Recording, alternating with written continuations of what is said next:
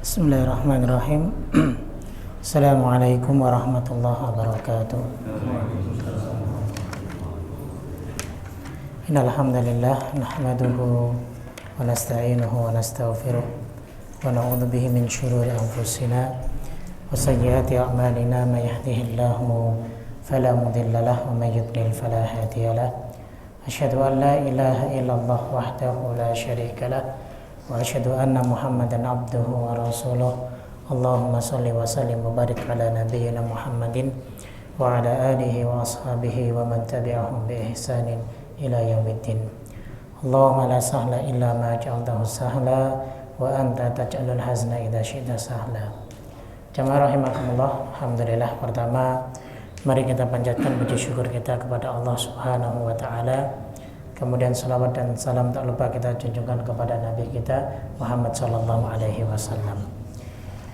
Baik jemaah, kita lanjutkan ya. Pembahasan kita masih di bahasan tentang arkanus shalah, yaitu rukun-rukun salat. Terakhir kita membahas tentang membaca surat Al-Fatihah sekaligus dengan berbagai permasalahannya, dan kita sudah bahas itu semua pada pertemuan yang sebelumnya. Sehingga kita akan lanjutkan di rukun salat yang berikutnya, yang keempat dan yang kelima adalah rukuk dan tumakninah di dalamnya. Artinya adalah bahwa rukuk ini termasuk rukun salat dan tumakninah bagian daripada rukun salat. Karena tumakninah dalam rukuk ini merupakan satu kesatuan. Apa sih tumakninah itu? Tumakninah itu ketika kita menyempurnakan anggota tubuh kita saat dimana kita berada di satu daripada posisi kita ketika sedang mengerjakan sholat. Di antaranya adalah ketika kita rukuk. Jadi tumakninah itu benar-benar menyempurnakan rukuk kita. Itu disebut tumakninah. Makanya di sini jumhur ulama sepakat bahwa rukuk ini bagian dari tumakninah, tidak ada yang diperselisihkan. Dalilnya firman Allah Ta'ala dalam surat Al-Hajj ayat 77, Allah berfirman, ya ayyuhalladzina amanu ruk'u wasjudu. Wahai orang-orang yang beriman, rukuklah dan sujudlah. Jadi ada kalimat irka'u, maknanya adalah perintah. Rukuklah, perintah yaqtadilil wujub. Perintah itu ya menggambarkan ataupun menunjukkan sebuah kewajiban. Kemudian juga hadis Nabi yang diriwayatkan oleh sering disebutkan ya, diriwayatkan oleh Imam Bukhari dan yang lainnya, ketika beliau sallallahu alaihi wasallam menegur seseorang yang salatnya rusak, salah. Beliau mengatakan tsummarka hatta tatma'inna raki'an. Kemudian rukuk sampai benar-benar kamu tumakninah dalam rukukmu. Nah, ini dalil menunjukkan bahwa rukuk ini merupakan salah satu hal yang sangat penting dalam sholat.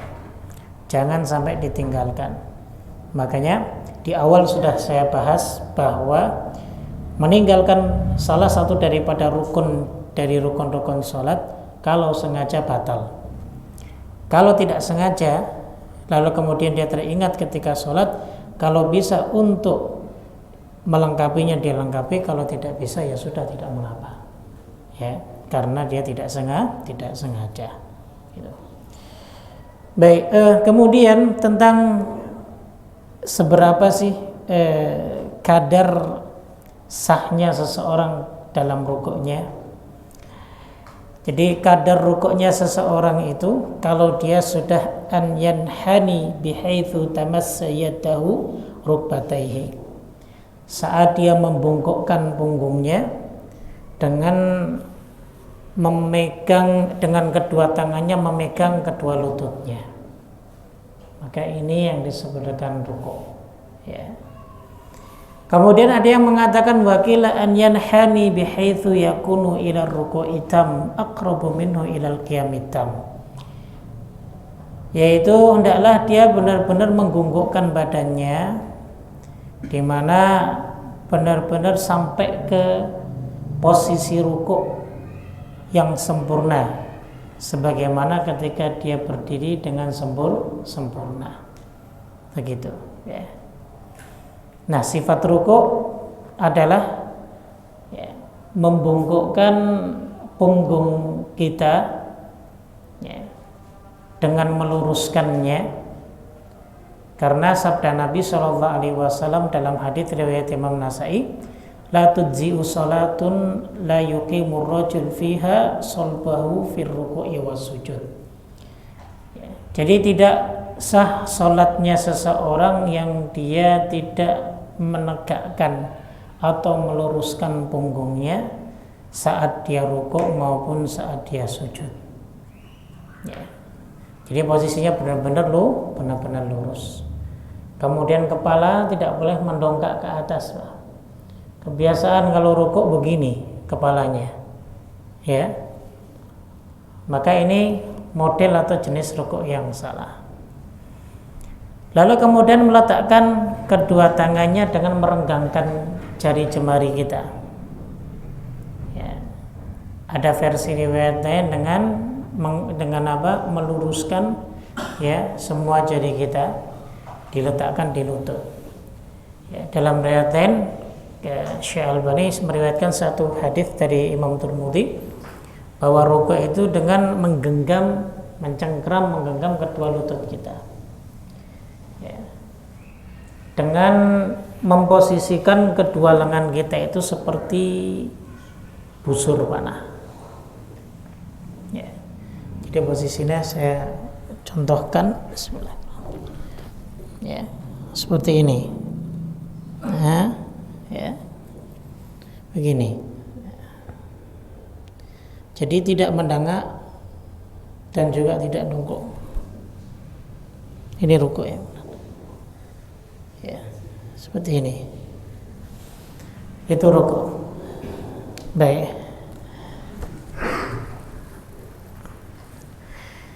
Kemudian setelah rukuk jangan lupa tumakninah dalam rukuk kita. Enggak perlu terburu-buru. Ya. Karena sekali lagi tumakninah itu bagian daripada rukun salat. Wajib bagi kita untuk memperhatikannya. Begitu. Tayyib. Kemudian yang berikutnya setelah kita ruku, kemudian i'tidal. Al-i'tidalu ba'da ruku. Itu yang keenam. Rukun yang keenam i'tidal, dan yang ketujuh sekaligus wa tuma'ninatu fihi, dan tuma'ninah dalam i'tidal. I'tidal itu berdiri tegap. Ya. Kalau ada orang yang sholat itu lurus belum, sudah mau sujud aja. Sering kita contohkan begini, orang sholat rukuknya saja belum sempurna, ya.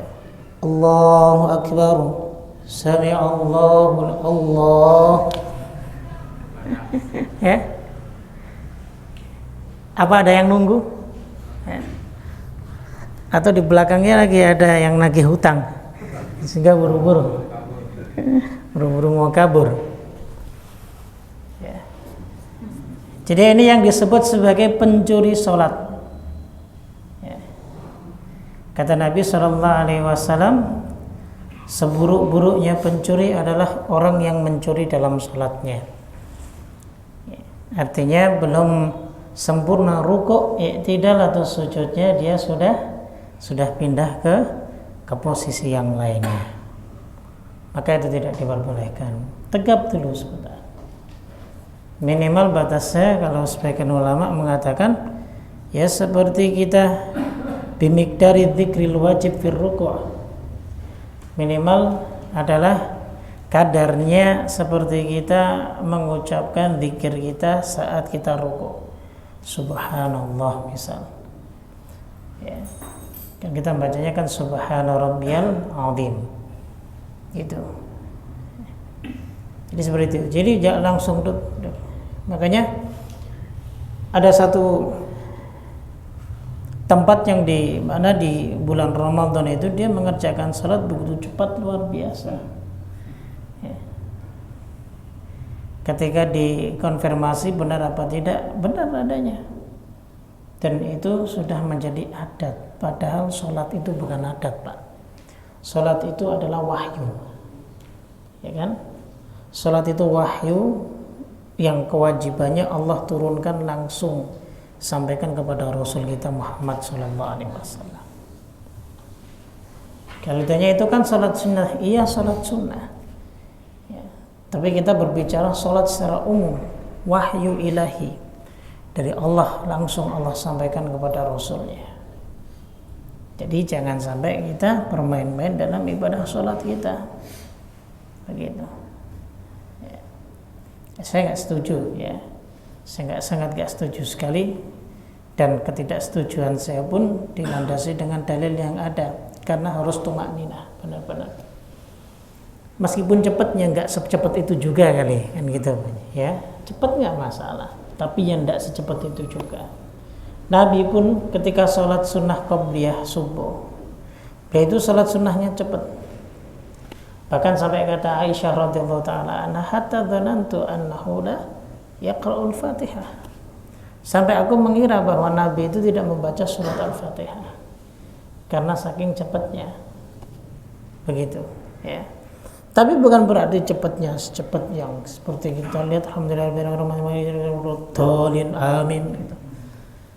Allah cepat sekali. Nah itu, ya. Jadi nggak ada ruh ibadahnya, itu nggak ada. Pelan-pelan. Apalagi taraweh. Sholatul taraweh dinamakan taraweh itu kan maknanya tarwih. Tarwih itu santai. Ya, dinikmati.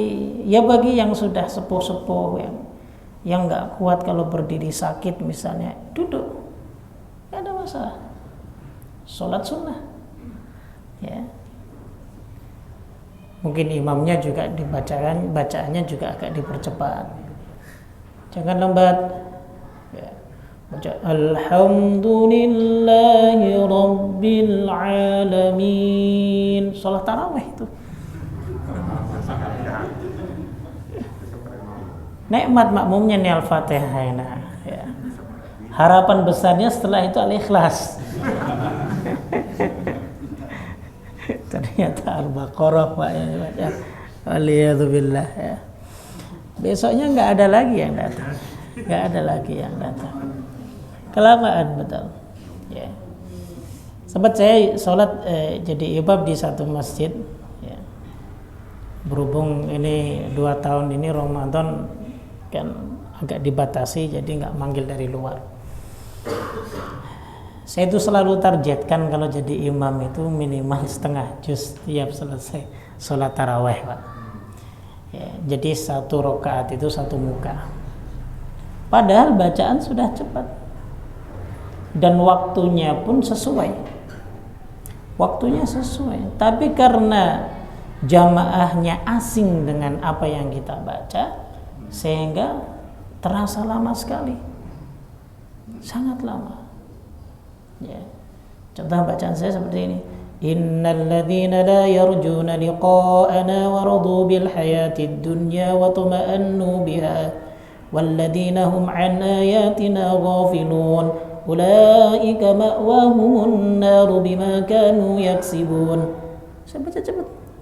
Tetap saja besoknya saya dipanggil lagi, Ustaz, tolong separuhnya dari kemarin.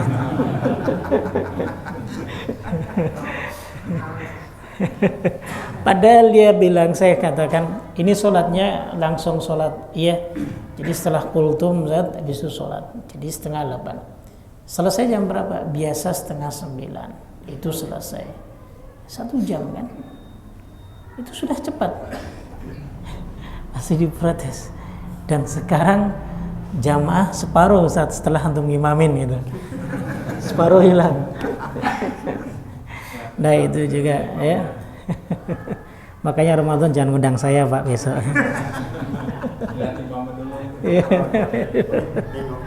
Lihat dulu. Jadi kita lihat dulu makmumnya, ya, biar tahu. Tapi ala kulli hal yang jelas, kita memberatkan makmum pun jangan, tidak boleh sebagai imam, ya, jangan. Jadi sedang, ya, dan gerakannya pun kalau bisa bacanya sedang, kemudian dari gerakannya benar-benar kita tumakninah, ya. Biar semuanya dapat pahala, begitu. Jadi tarawih itu sebenarnya salatnya santai. Tapi posisinya karena kita berjamaah, kita lihat jamaah kita. Itu yang paling penting. Baik. Dalil dari i'tidal, bangkit dari ruku', hadis Nabi SAW, "Tsumma rfa' hatta tatma'inna rafi'an." Kemudian angkat, ya, dari kamu ruku', kemudian angkat, ya, sehingga benar-benar kamu lurus berdiri dalam i'tidalmu, ya. Jadi benar-benar lurus, jangan sampai, ya, belum sempurna lurusnya kita sudah sujud. Nah, begitu. Kemudian yang berikutnya 8 dan 9, as-sujudu wa tuma'ninatu fi, yaitu sujud dibarengi dengan tuma'ninah juga. Sama, sujud dengan rukuk, dalilnya adalah sampai, ya, punggung kita ini benar-benar lurus, ya. Ya, sekali lagi, kalau kita punya tempat yang luas, terkadang kan kita punya mushola ataupun masjid yang kapasitasnya juga terbatas, ya. Ini kan kita sedang bicara terkait masalah jika tidak ada udzur ataupun jika tidak ada halangan untuk melaksanakan secara benar-benar sempurna. Kalau memang sudah tidak dimungkinkan, ya mau bagaimana lagi semampu kita dalam sujud kita. Makanya sering saya cerita itu kalau bahas masalah gerakan-gerakan sholat nih, kita cerita kalau sedang bimbing jamaah umroh itu, sholat kalau di Masjidil Haram masih lebar luas banget. Sebenarnya di Masjid Nabawi pun besar. Tapi karena kita coba untuk dekat dengan Raudhah, jadi kan setelah sholat bisa langsung masuk ke dalam. Sudah, kalau sudah di situ, wala'iyadzubillah, Pak, kayaknya jarak untuk sujud saja mungkin sudah nggak layak, sangat nggak layak sekali. Ya, seperti contoh saya berdiri di sini, orang itu sudah berdiri depan sini. Ini bagaimana kita sujud? Sangat sulitnya, luar biasa. Nah, bagaimana posisi yang demikian itu, orang nyelak aja, bikin soft sendiri aja, asal bikin soft. Ya. Jadi ada saja orang yang seperti itu. Nah, kalau sudah dalam keadaan seperti itu, ya semampu kita. Ya. Posisinya kita di tengah, kalau kita keluar kita udah nggak dapat lagi. Paling belakang jauh sekali, sangat jauh. Nah, sering kita alami seperti itu. Ya. Kalau kita ingin di tempat-tempat yang khusus, biasanya seperti itu. Nah, bagaimana dalam keadaan seperti itu, ya kita kembali lagi kepada itu bagian daripada uzur. Sehingga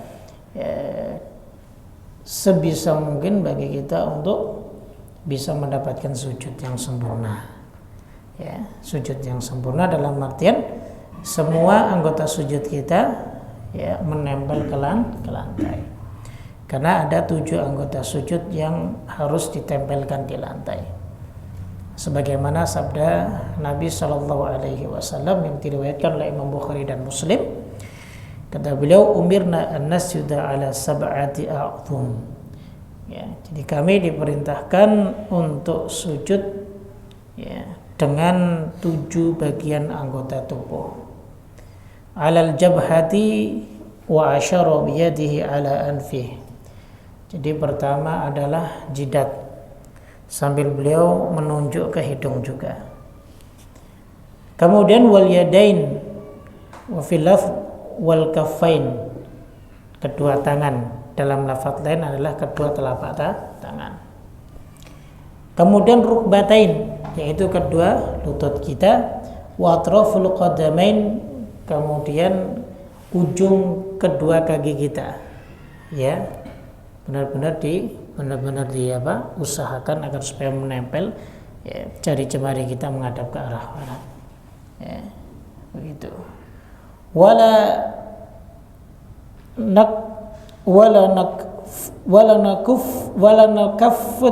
nukaffitu thiyaba wasya, dan kami tidak diperbolehkan untuk menggulung pakaian, ya. dan juga untuk menggulung rambut.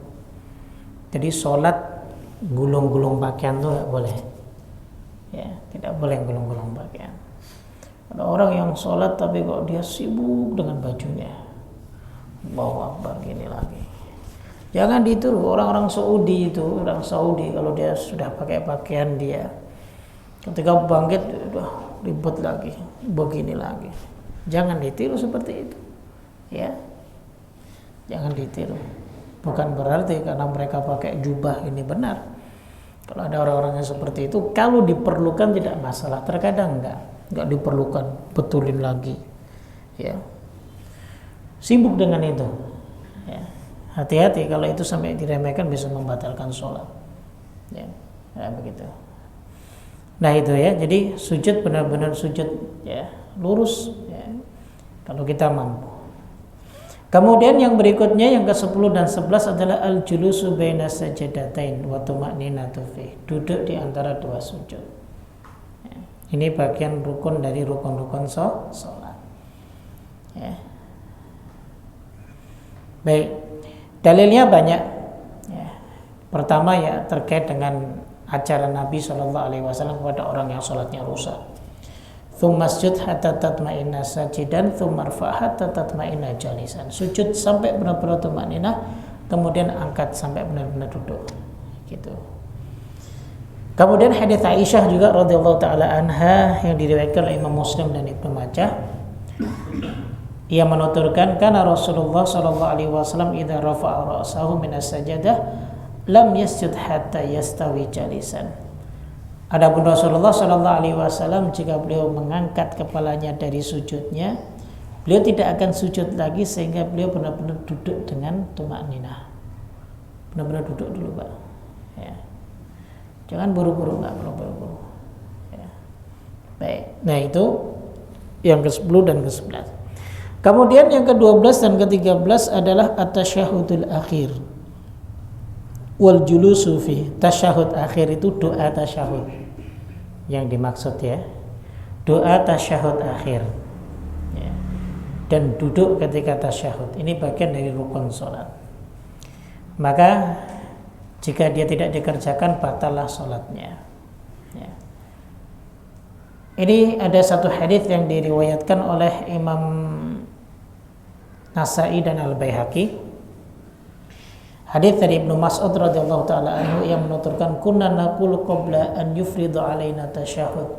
Dulu kami ketika sholat sebelum diwajibkan untuk membaca tasyahud, ya, maka yang kami baca apa? Assalamu ala Allahi qabla ibadih, assalamu ala Jibril, assalamu ala Mikail. Jadi bacaannya begitu ketika duduk terakhir.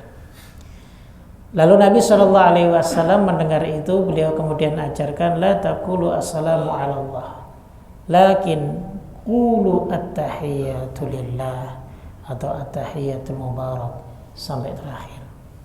Ya, jadi begitu. Jadi sebelumnya para sahabat membacanya assalamu ala Allah, assalamu ala Jibril, assalamu ala Mikail, terus dirubah diajarkan kepada oleh Nabi SAW tentang tasyahud, ya. Dan tasyahud akhir ini merupakan rukun dari rukun-rukun sholat. Baik, ya, begitu. Adapun sighah tasyahud, sighah itu lafaz tasyahud itu banyak modelnya, ya. Gak usah lah kita, ini nggak sama-sama nih tasyahudnya, banyak model tasyahud. Ada yang at-tahiyyatul mubarakatus salawatut thayyibatu lillah ada. Ada yang at-tahiyyatu lillahi wassalawatu lillahi wat thayyibat ada. Ada yang at-tahiyyatu lillah wassalawatu wat thayyibat ada. Ya. Assalamu alayka ayyuhan nabiy wa rahmatullahi wa barakatuh. Assalamu alayna wa ala ibadillahi salihin. Asyhadu an la ilaha illallah wa asyhadu anna Muhammadan abduhu wa rasuluh. Ada wa asyhadu anna Muhammadan rasulullah juga ada. Ya. Jadi saya kira nggak ada yang diperselisihkan dalam perkara ini. Ya. Cuma terkadang para ulama itu punya pandangan mana yang lebih sahih, biasanya begitu, di antara yang sahih. tapi tidak menyalahkan yang lainnya. Tapi terkadang masing-masing pandangan para ulama itu mensahihkan bacaan satu dari bacaan yang lainnya, itu wajar, nggak apa-apa. Baik, jadi seperti itu. Kemudian di sini ada satu riwayat dari Ibnu Mas'ud terkait dengan lafaz tasyahud assalamu alayka ayyuhan nabi. Kata Ibnu Mas'ud, ini dibaca ketika Nabi SAW masih hidup. Tapi ketika beliau sudah wafat, maka sebagian para sahabat termasuk beliau membacanya dengan assalamu ala nabi. Sudah bukan assalamu alayka. Karena sebutan assalamu alayka itu harusnya dhamirnya itu ditujukan kepada mukhatab, kata ganti orang yang kedua, anta. Kalau anta, kalau dalam bahasa Arab itu hadir, orangnya ada. Saya sebut kamu, orangnya kan ada, ya kan? Ka itu maksudnya kamu, pengganti anta. Nah, ketika Nabi wafat, maka kan beliau sudah tidak ada, sehingga langsung disebut assalamu ala nabi. Semoga keselamatan terucap pada Nabi SAW, begitu. Baik. Hal ini dikuatkan oleh Imam Ibnu Hajar Al-Asqalani rahimahullah taala dalam Fathul Barinya. Bahkan beliau mengatakan qad sahha bila raibin. Ini benar tanpa ada keraguan-keraguan. Laqad wajadtu lahu mutabi'an qawiyan. Beliau mengatakan itu. Aku mendapatinya benar-benar hal ini bagian daripada hal yang diikuti dengan sangat kuat sekali. Nah, ini pandangan siapa Al-Hafidz Ibnu Hajar Al-Asqalani rahimahullah taala yang mensyarah kitab Sahih Bukhari. Begitu. Allah taala alam bisawab. Baik. Kemudian yang berikutnya, yang ke-14 adalah at-taslim, yaitu salam. Salam ini bagian daripada rukun salat. Berbeda dengan jumhur ulama, di sini ini jumhur ulama mengatakan berbeda dengan Abu Hanifah radhiyallahu taala rahimahullahu taala ila anna taslim rukun fi shalah. Jumhur mengatakan bahwa salam itu termasuk dari rukun shalah. Makanya Nabi SAW bersabda, miftahu sholatit tuhur wa tahrimuhat takbir wa tahliluhat taslim. Jadi kuncinya sholat itu bersuci, haramnya dengan takbiratul ihram, dan halalnya dengan mengucapkan salam. Nah, begitu. Baik. Kemudian yang masuk ke dalam rukun itu apakah hanya satu salam ataupun dua? Mayoritas ulama mengatakan bahwa yang termasuk rukun itu adalah salam yang pertama. Selesai tahiyat kemudian assalamualaikum warahmatullah, begitu. Itu yang pertama. Sehingga madhab Syafi'i meskipun imam itu belum selesai menyelesaikan salam yang kedua, dia sudah boleh untuk menengok yang pertama. Makanya jangan kaget kalau misal dari imam assalamualaikum warahmatullah, kemudian yang keduanya kadang lirih assalamualaikum warahmatullah. Karena yang pertama yang pertama adalah rukunnya, yang keduanya adalah sunnah. Begitu. Ini juga dikuatkan oleh Imam Nawawi rahimahullah taala. Beliau sempat mengatakan ajma'al ulama'u alladzina ya'taddu bihi ala annahu la yajibu illa taslimatan wahidatan. Jadi para ulama sepakat bahwa terkait dengan salam itu tidak diwajibkan melainkan hanya sekali salam saja. Dikata Imam Nawawi. Nah, berbeda dengan Hanabilah, ya, Imam Ahmad bin Hanbal. Satu riwayat yang menyebutkan bahwa dua-duanya wajib. Makanya kalau kita lihat di kitab-kitab fikihnya Imam Ahmad, kita bisa mendapatkan bahwa gerakan makmum itu ketika salam setelah imam itu menyelesaikan salam yang kedua. Assalamualaikum warahmatullah. Assalamualaikum warahmatullah. Baru makmum salam. Tapi kalau kita melihat dari mazhabnya Syafi'iyah, ya, maka di salam yang pertama, Assalamualaikum warahmatullah. Assalamualaikum warahmatullahi wabarakatuh, seperti itu. Makanya terkadang yang salam keduanya lirih, Assalamualaikum. Jadi begitu, ya. Makanya jangan yang di belakang salam keduanya nggak dikerasin juga sih, ya. Nggak. Cuman saya juga nggak tahu nih imamnya tahu juga nggak mazhabnya Syafi'i, kan begitu. Jangan-jangan imamnya nggak tahu bahwa ini mazhabnya Syafi'i, kan yang khawatir begitu. Kalau ditanya kenapa salam Anda lirih yang kedua, ya nggak tahu, cuman begitu aja. Ini yang bahaya, Pak. Ya. Jadi begitu, nanti besok-besok kalau kita imam misal, ya kita lirihkan yang kedua, kalau ada yang negur ini mazhabnya Syafi'i, ya begitu. Ya. Karena memang yang rukun itu salam pertama, yang kedua sunnah. Begitu. Baik.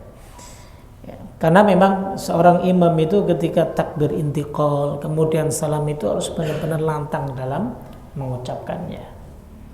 Ya. Saya itu dapati dua tempat, Pak. Seorang imam yang ketika mengimami sholat benar-benar tidak ada suaranya. Ya. Kalau memang sudah sepuh, sudah nggak ada suaranya, sudah mundur, ya, yang agak muda sedikit lah. Mungkin kalau beliau umurnya udah 70 tahun, yang 60 tahun sudah maju, nggak ada masalah. Yang penting suaranya lantang. Ada di dua tempat, dua-duanya, yang satu di mana? Di wilayah Jawa sendiri, yang satu di sono jauh, ya. Baru terjadi beberapa hari yang lalu kan. Jadi rukuknya imam, sujudnya imam, kita benar-benar nggak dengar.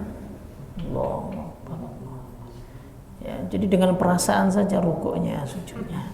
Padahal itu tidak boleh. Seorang imam itu harus lantang. Paling tidak takbir intiqalnya itu lantang. Ya. Harus lantang. Jadi makmum biar tahu begitu. Ya. Baik, ya. Jadi yang jelas begitu, ya. Dua pandangan ulama, tapi mayoritas ulama mengatakan bahwa rukunnya satu, yang satunya adalah sunnah. Tapi mazhabnya Hanabilah dua-duanya disebut rukun wajib. Gitu. Baik. Kemudian tentang lafadznya salam.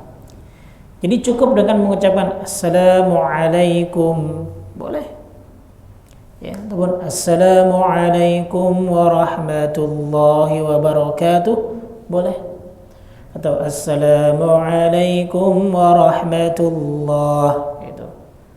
Assalamualaikum warahmatullah, begitu, ya. Jadi begitu, ya. Taib. Cuma di sini ada satu yang diperbincangkan tentang tambahan wabarakatuh. Ini dipertanyakan apakah ada dalam salam.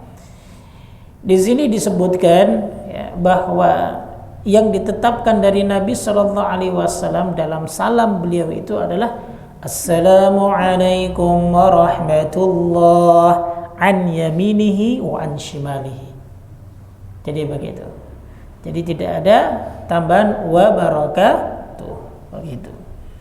Ini yang diriwayatkan dengan sanad yang sahih yang benar dari Jabir bin Samurah, Ibnu Umar dan Ibnu Mas'ud, begitu. Ya. Akan tetapi tambahan wa barakatuh di sini para ulama mengatakan walam tarid marfu'atan bi isnadin muhtamilin illa min tariqi Musa bin Qais an Salamah bin Qahail an Alqamah an Wa'il bin Hajar.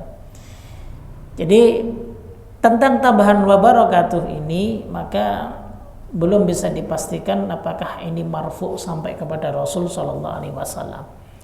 Ya. Jadi hadisnya muhtamal. Muhtamal itu masih benar nggak ya? Nah, gitu. Nah, dia ada dari jalurnya Musa bin Qais, dari Salamah bin Kuhail, dari Alqamah, dari Wa'il dan Ibnu Hajar begitu. Ya, Allah taala alim bisawab. Tapi yang sahih yang sudah jelas, jadi hanya sampai warahmatullah. Assalamualaikum warahmatullah begitu.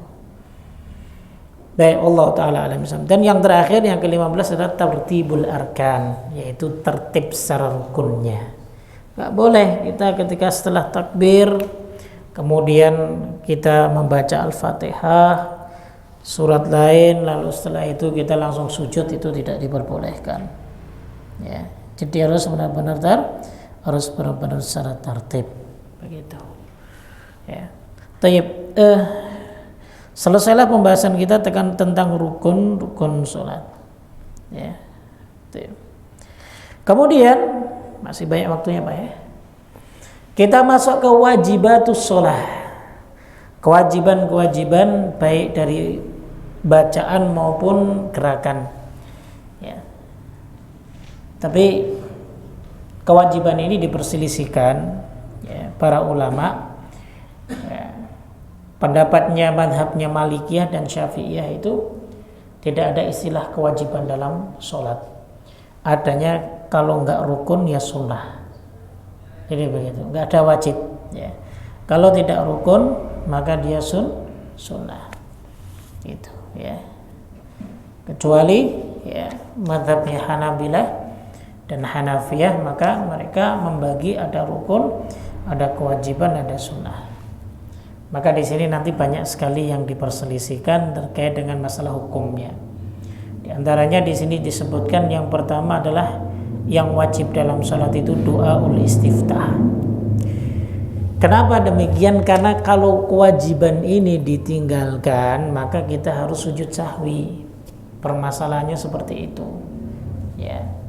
Sehingga kalau semua yang ada di bahasan ini masuk ke dalam kategori wajib, maka harusnya sujud sahwi semuanya. Makanya madhabnya Syafi'iyah dan Malikiyah tidak menerima perkara ini. Bahkan ini banyak sekali menyelisihi mayoritas ulama begitu. Ya, tapi sekali lagi tidak mengapa. Ya, pandangan dalam masalah fikih itu beragam. Ya, beragam. Terkadang mereka menghukum ini wajib ataupun menghukum ini rukun. Ya. Dilihat dari sisi pendalilannya dengan kuat ya. Apakah ini sangat kuat sekali? Apakah ini sering dilakukan oleh Nabi SAW? Jadi seperti itu. Baik, taib. Di sini yang disebutkan kewajiban dalam sholat adalah doaul istiftah. Doa istiftah. Tahu kan doa istiftah Pak ya? Apa bacanya Pak? Allahumma ba'id baini bisa, ataupun kabira walhamdulillahi katsira subhanallahi bukrata wa asila. Yang benar sampai situ Pak. Ya. Atau membaca doa subhanakallahumma wa bihamdik wa tabarakasmuk wa ta'ala wajadtuk wa la ilaha ghairuk. Itu bisa. Ataupun membaca dari wajjahtu wajhiya lilladzi fataras samawati wal arda hanifa wa ma ana minal musyrikin sampai terakhir. Begitu ya, dibacanya dari situ. Baik. Kemudian jika ada yang mengatakan bahwa makanya baca doa istiftah itu jangan dari kabira walhamdulillahi katsira sampai wa asila, kemudian ini wajjahtu wajhiya lilladzi ya. Kemudian di situ dikatakan salah. Tidak. Bahkan diperbolehkan untuk menggabungkan semua doa-doa istiftah, itu tidak mengapa. Kalau ada waktu untuk membacanya. Ya, jadi begitu. Jadi tidak mengapa untuk membaca doa istiftah dengan dua ragam doa istiftah dalam satu sholat. Jadi begitu. Ya. Ini sebagaimana yang diambil pandangannya oleh Imam Syafi'i dan yang lain sebagainya. Ya. Contohnya adalah Abu Thur, kemudian Ibnul Mundhir juga menyebutkan begitu. Wa yustahabbu tanwi' fil istiftah bi kulli ma tayassara mimma taqaddama. Boleh ya untuk membacanya bermacam-macam istiftah. menggabungkannya pun tidak mengapa. Bahkan Al-Imam Ibnu Qayyim Al-Jauziyah rahimahullah taala mengatakan bahwa membaca doa-doa dalam sholat itu kalau ada waktu bagi kita untuk membacanya, maka boleh membaca dengan doa yang lainnya. Itu diperbolehkan, tidak mengapa. Ya, begitu. Taib. Tentang doa istiftah ini dikatakan hukumnya wajib. Khilafan lil jumhur ulama berpandangan beda bahwa doa istiftah ini hukumnya mustahabbah. Ya. Jadi sifatnya anjuran. Begitu. Itu yang pertama. Kemudian yang kedua adalah al-isti'adzah qabla al-qiraah. Membaca isti'adzah sebelum qiraah. Ya. Misal ketika kita membaca Al-Fatihah, baca a'udzubillahi minasyaitonirrajim dulu. Nah, begini, begitu ya. Jadi ini dianggap sebagian ulama bahwa hukumnya wajib dalam sholat. Ya.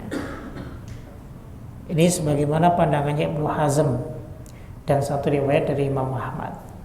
Berbeda dengan jumhur ulama, mayoritas ulama menghukuminya ini bagian dari perkara yang mustahabbah. Mustahabbah itu adalah sunnah. Ya. Perkara yang sunnah. Bahkan Imam Malik melarangnya untuk membaca a'udzubillah. Ya, langsung membaca bismillah. Gitu. Baik. Nah, bagi yang perkara yang berpandangan bahwa ini perkara wajib ya, ataupun perkara sunnah, maka apakah isti'adzah ini dibaca setiap rakaatnya ketika hendak membaca Al-Quran? Ya.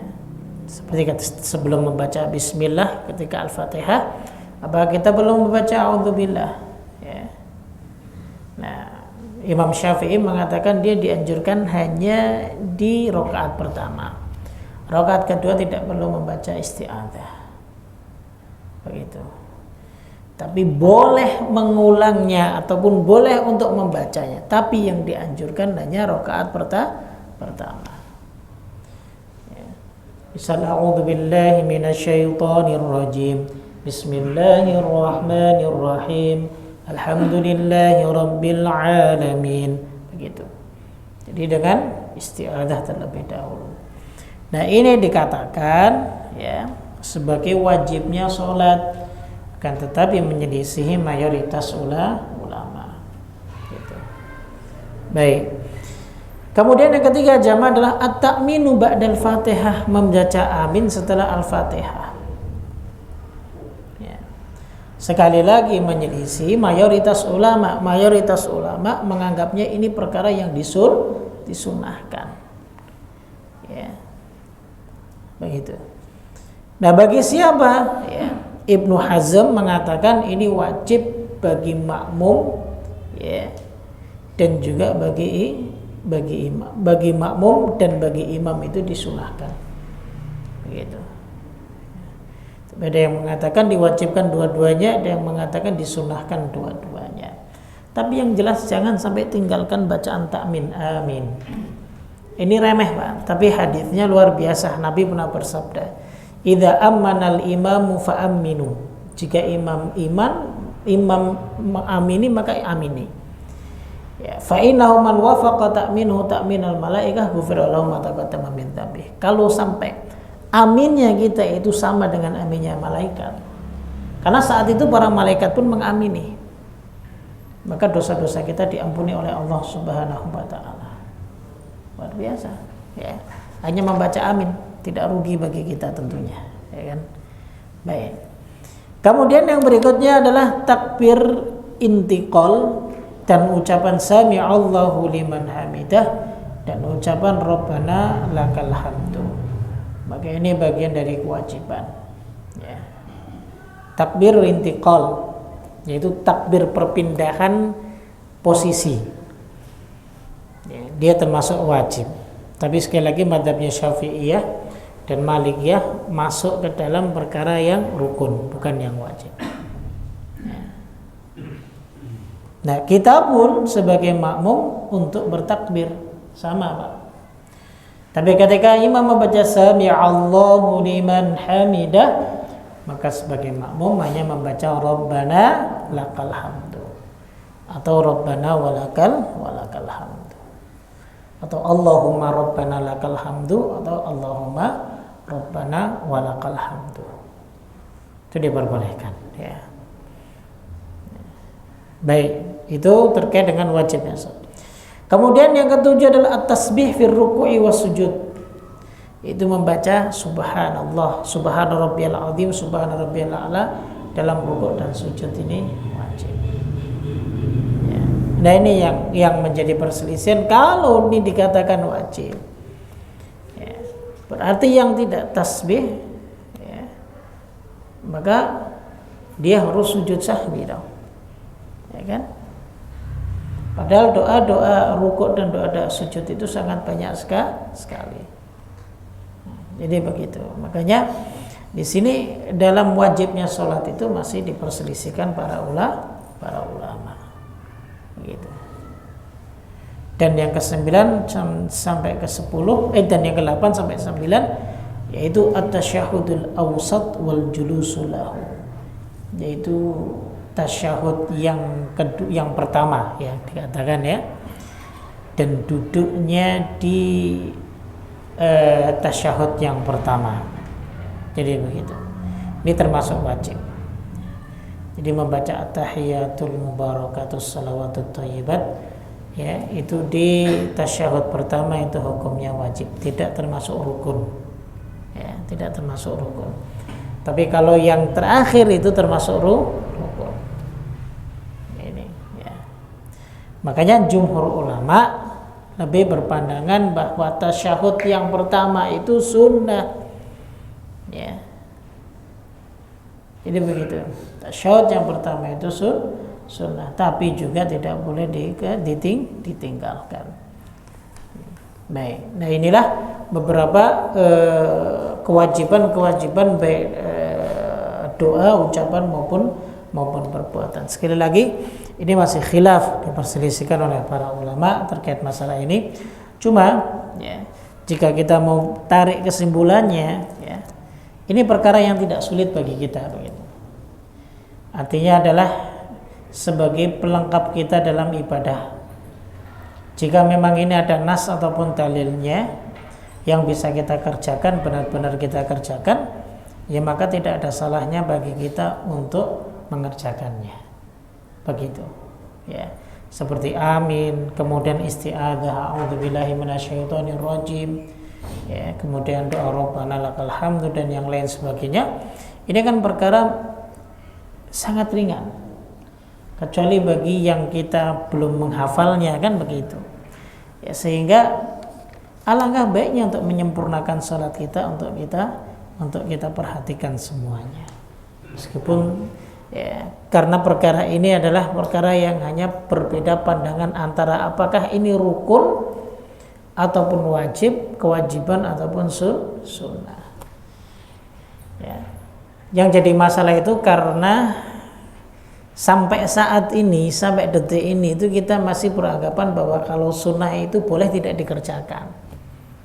Itu perkaranya hanya di situ saja. Ya. Kemudian kita menganggap yang mengatakan wajib dan bahkan rukun ini yang tasyadud terlalu berlebihan. Jadi akhirnya bagi mereka yang beranggapan demikian sangat ilfil sekali terhadap perkara-perkara seperti ini. Wajib, usah. Kan begitu, ya. Ataupun kalau yang sunnah nggak, tinggalkan aja deh. Apaan sih wajib? Nggak wajib juga kan, begitu berat dan lain sebagainya. Kalau sudah sunnah, biarin aja, sunnah kok, nggak usah kerjain, kan begitu. Jadi sampai sekarang itu mindset kita itu seperti itu, sehingga perkara-perkara yang seperti ini akhirnya memberatkan bagi yang mereka masih menganggap sunnah itu hal yang sepele, ya. Hal-hal yang seperti ini mereka pasti akan condongnya kepada sunnah, gitu, selesai. Jadi nggak perlu dikerjakan, kan begitu. Nggak usah istiftah lah, langsung saja alhamdulillahirabbil alamin. Padahal ini ringan, sangat ringan sekali, ya. Bahkan ini merupakan tsana 'ala Allah, pujian kepada Allah Subhanahu wa taala. Begitu. Ya. Nah, itulah beberapa pandangan para ulama terkait dengan beberapa gerakan kita dalam sholat ataupun dalam bacaan kita ketika kita sholat. Insyaallah taala akan ada tambahan lagi tentang sunnah-sunnah sholat, kita akan bahas pada pertemuan yang berikutnya. Ini lebih banyak sekali karena ada sunnah fi'liyah, ada sunnah qauliyah, ya, begitu. Tayyib, sebelum saya tutup mungkin ada yang ditanyakan, Pak, silahkan. Kalau misalnya ada seorang makmum itu dua, apakah dia baca doa istiftah juga? Baik. Nah, ini yang diperbincangkan oleh jumhur ulama. Andaikan itu kewajiban, tentunya itu sulit sekali untuk gugur, ya, gugur dengan mudah. Ya. Makanya jumhur ulama mengatakan bahwa dia itu bisa gugur sebagaimana gugurnya Al-Fatihah, dengan ketika kita masih mendapati imam tatkala dalam posisi ruku. Jadi kita tidak perlu lagi mengulang rakaat yang kita tidak dapat Al-Fatihah dan istiftahnya. Jadi begitu. Kenapa? Karena Nabi SAW bersabda, kalau kalian sudah mendapatkan satu rukuk dari imam, maka kalian mendapatkan rakaat tersebut. Ya. Jadi begitu. Makanya bagi yang tasyaddud, yang terlalu keras bahwa tetap istiftah itu wajib, tetap Al-Fatihah itu rukun, jadi tetap dia orang-orang yang seperti ini akan mengulang rakaat yang dia tidak dapatkan Al-Fatihahnya. Padahal dia gugur, ya, meskipun dia gugur, ya, disebabkan karena ya dia sudah mendapatkan rukuk, dia tidak mendapatkan bacaan Al-Fatihah dan istiftahnya. Jadi itu gugur, dianggap gugur. Itu wallahu a'lam bishawab. Ada yang lain? Nah, Mbak, silakan. Saya pernah dengar kalau lagi sujud itu kehalangan rambut, walaupun satu rambut katanya sholatnya nggak sah. Terus kalau pakai sorban begini ngalahin sujud kita katanya nggak sah, apa benar? Iya, ya. Terkait masalah itu harus ada dalil yang benar-benar menyatakan bahwa perkara itu tidak sah. Ya. Kalau andaikan sujud kita terhalang satu helai rambut tidak sah, ya, jidat kita yang sah itu harus menempel di tanah ataupun boleh tidak menempel di tanah. Ya, kalau hanya satu helai rambut. Ya, buktinya ketika kita sujud kita masih terhalang dengan sajadah. Ya kan? Kita sujud masih terhalang dengan karpet. Begitu. Ya.